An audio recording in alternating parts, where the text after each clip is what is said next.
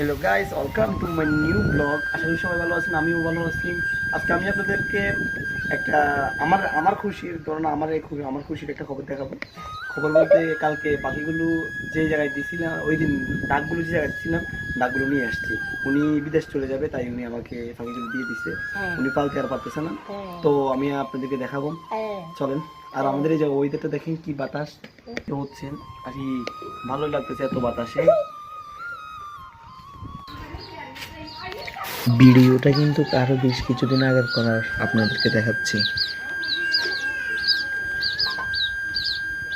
দেখেন পাখিগুলো, এই যে এই ডাকি এই বাচ্চাগুলো আদর খাচ্ছে, আর এই দেখে বাচ্চা এ দেখেন, খুবই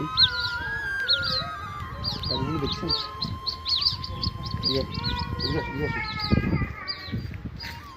কোন পাখি ভালো দেখে